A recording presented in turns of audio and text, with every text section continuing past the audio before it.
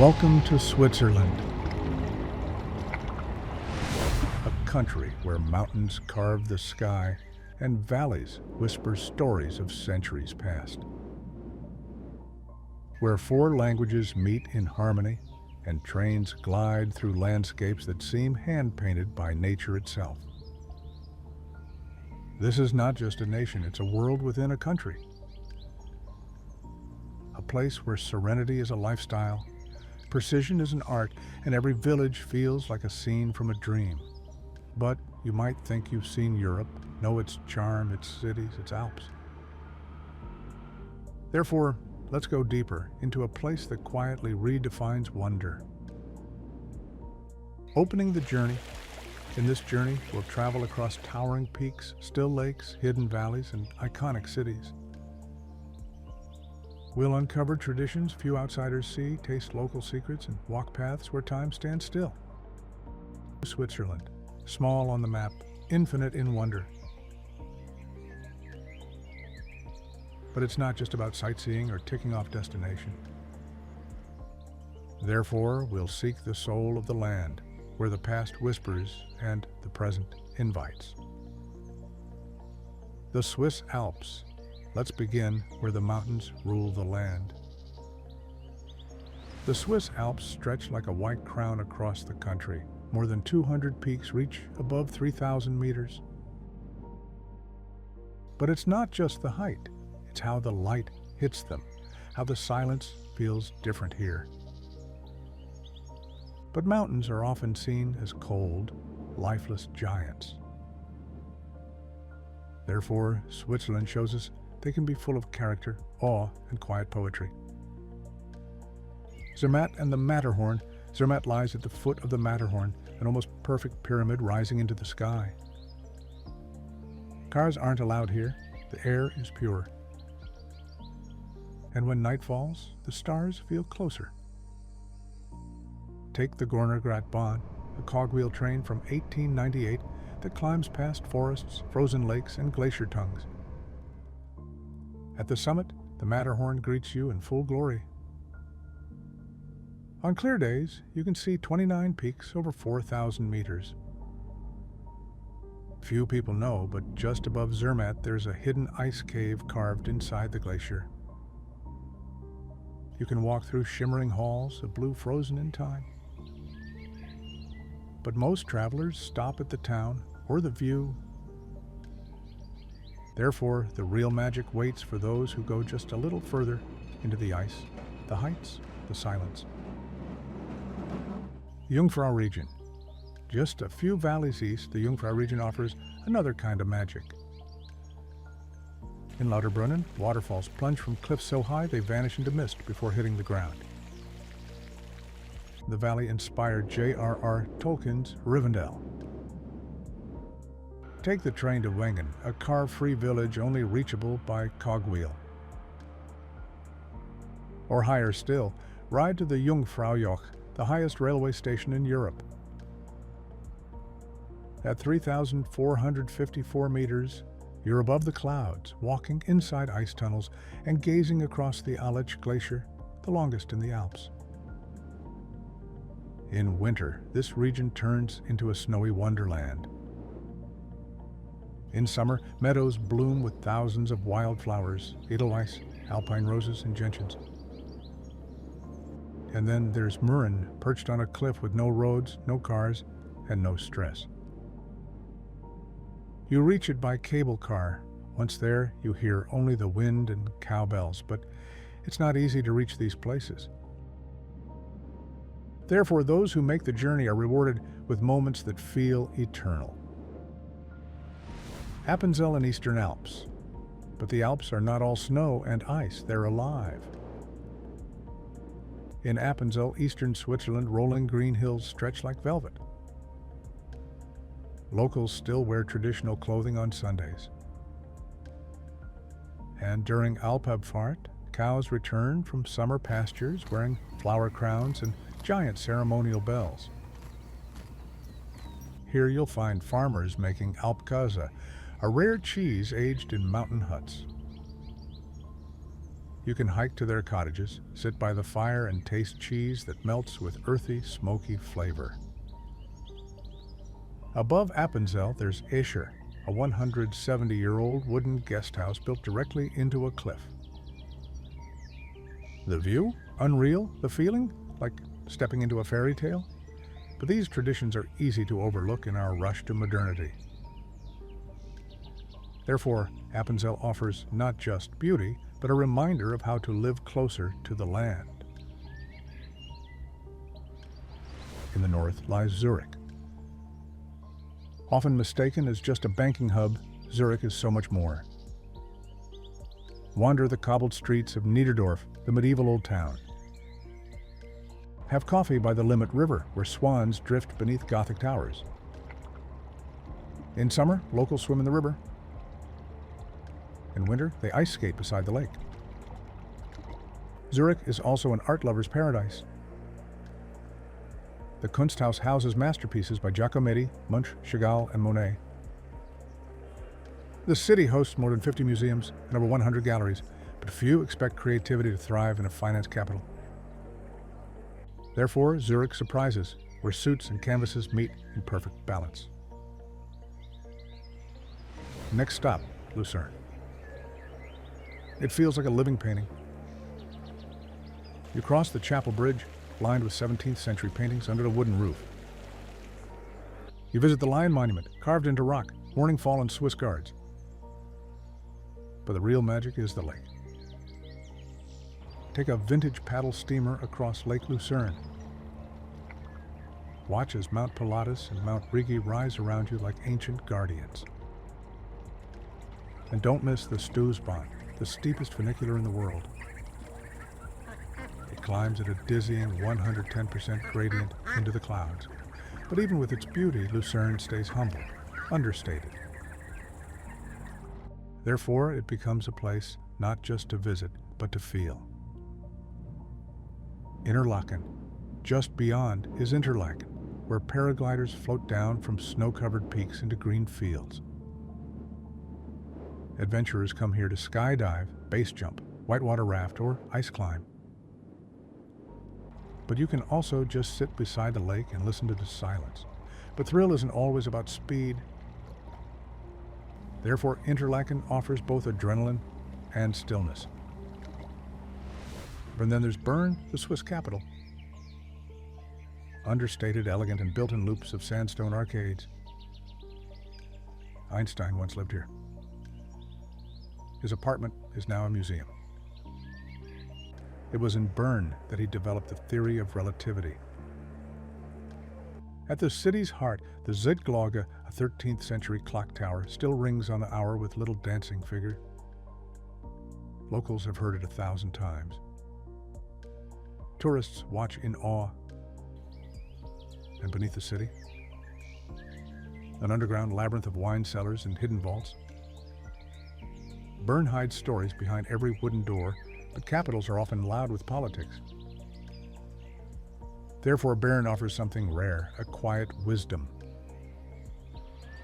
Geneva and Lausanne far to the southwest, we find Geneva, an international city of lakes and diplomacy. Home to the United Nations, World Health Organization, and the Jet d'eau, the massive water fountain that shoots 140 meters into the sky. But Geneva also has charm. Its old town hides quiet cafes and hidden courtyards. The nearby Carouge district was built by Italians and feels Mediterranean with pastel facades and boutique bakeries. 1 hour from Geneva is Lausanne, city of hills and youth. The Olympic Museum here is unmatched, interactive, emotional, and inspiring. And the view from the cathedral tower, breathtaking. The city rises and falls like a wave beside the shimmering Lake Geneva. Just outside Lausanne, the Lavaux vineyards cascade down hills toward the lake. The stone walls keep the heat, the breeze brings moisture, and the wine, especially the Chasselas grape, is light, floral, and crisp. You can hike between villages, stopping for tastings at cellars dug into the hillside. But these cities could be overlooked for their global roles. Therefore, we must remember they are also places of culture, flavor, and rhythm.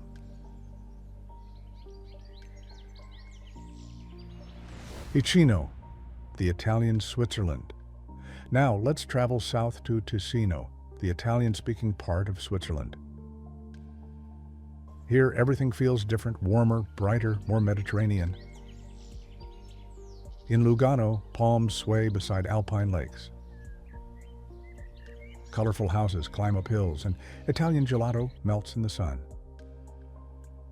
The food, risottos, pastas, and wines with alpine depth. Visit Bellinzona, with 3 medieval castles stacked like chess pieces guarding the valley. Or explore Ascona, where narrow alleys lead to lakefront cafes and artists sketch under cypress trees. Ticino is the least visited part of Switzerland and may be the most charming, but the south is often missed on alpine tours. Therefore, Ticino remains Switzerland's quiet love letter. Swiss cuisine, but our journey is far from over. Now let's talk about something everyone loves, Swiss food. Switzerland isn't just cheese and chocolate. It's a celebration of local ingredients, mountain recipes, and timeless comfort. Start with fondue. Melted Gruyere and Emmental mixed with white wine and garlic served bubbling in a pot. You dip bread, but also potatoes, apples, even pickles in. It's more than a meal, it's a ritual. Best enjoyed in a wooden chalet with snow falling outside. Then there's raclette. The name comes from racler, to scrape. A half wheel of cheese is heated, and the gooey top layer is scraped onto your plate, often with boiled potatoes, onions, and dried meats. But what about something lighter? Try rösti, a golden pan-fried dish of grated potatoes, crispy outside, soft inside. It started as a farmer's breakfast. Today, it's a national favorite. In Ticino, you'll find risotto al merlot, chestnut cakes, and mountain mushrooms sautéed in olive oil. In the Valais region, there's dried beef called viande séchée, aged in the high air and sliced paper thin. And of course, chocolate. The Swiss invented milk chocolate. They pioneered conching, the process that gives chocolate its smooth texture.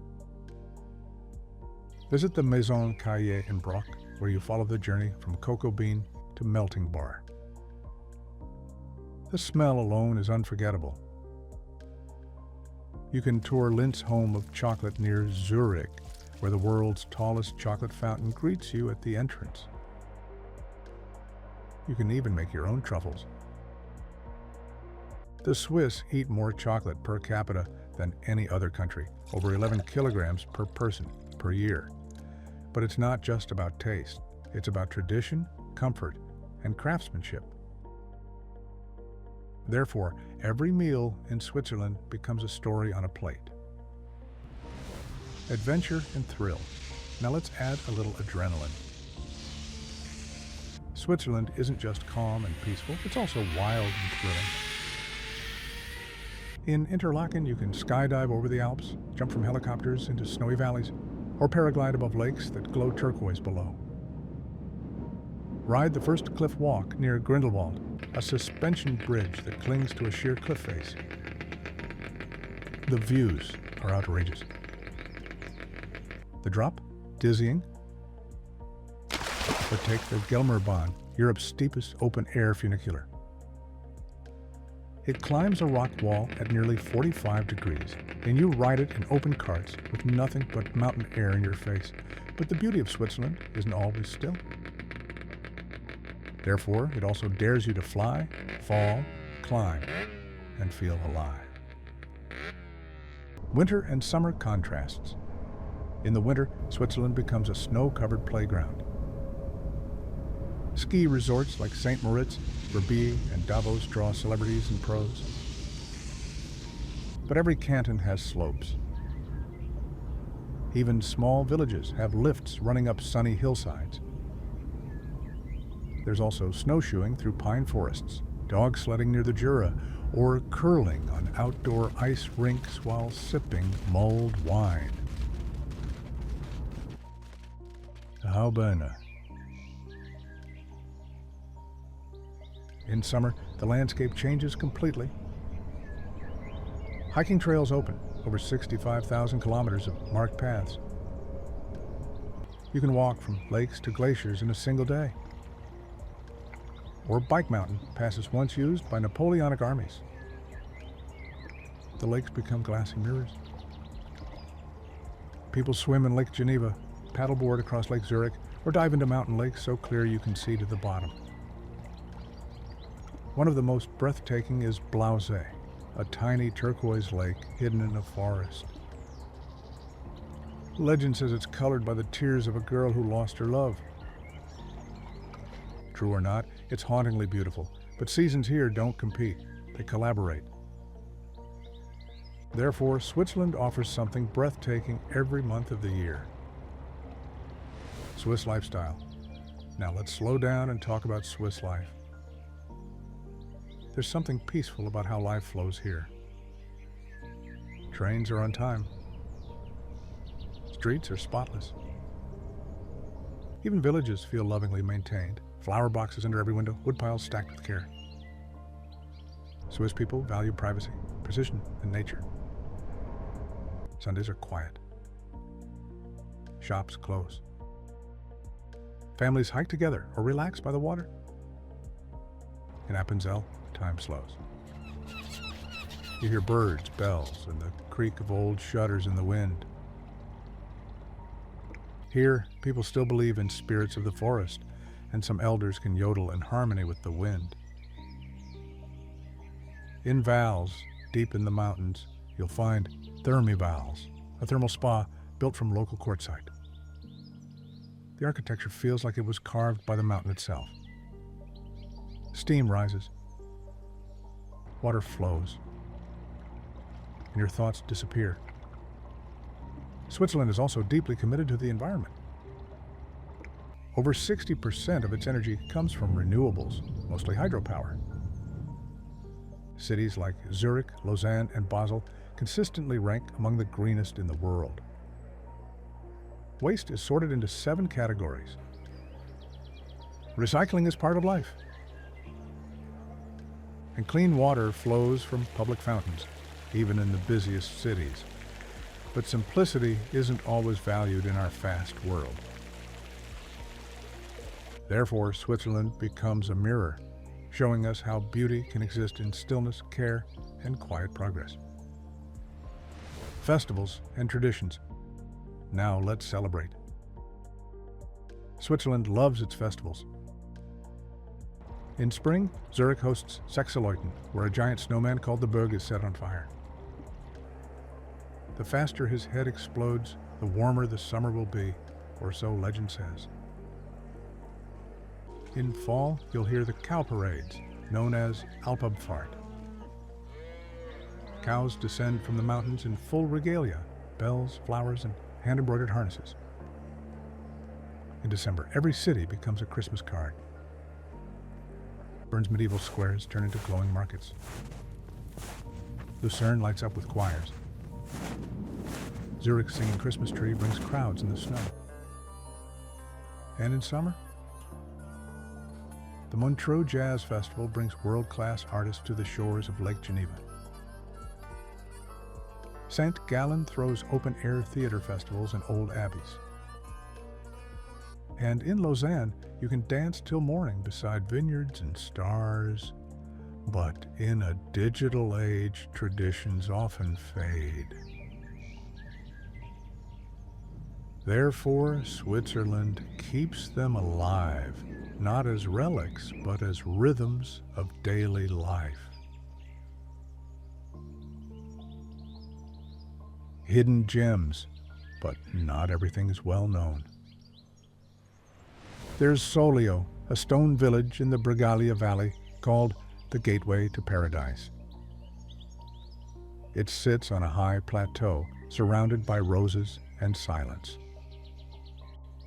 There's Evelyn, a French-speaking village where locals still wear traditional costumes. They celebrate Carnival by wearing carved wooden masks, both beautiful and slightly eerie. There's Creux du Vin, a natural rock amphitheater 1,400 meters high, shaped like a colossal horseshoe. It's nicknamed the Swiss Grand Canyon, but it's greener, quieter, and full of ibex. And there's Bivio, the village on the divide. Here 3 language regions meet: Italian, Romansh, and German. A single street carries 3 cultures. Even the air feels layered with meaning, but you'll never find these places in bold headlines. Therefore, they're for those who seek, listen, and wander beyond the guidebooks. Switzerland isn't flashy. It doesn't shout. But if you listen, it tells stories. The story of a country that chose neutrality over power. A country where nature isn't conquered, it's revered. A land of secrets, not because it hides them, but because it whispers them only to those who take the time to listen. And maybe that's the real secret. Switzerland doesn't ask for your attention. It earns it, slowly, gently, forever. So as our journey ends, imagine yourself standing by a quiet lake. The Alps in the distance. A chocolate bar in one hand. The train gliding past. And a feeling inside you, a quiet awe, Switzerland.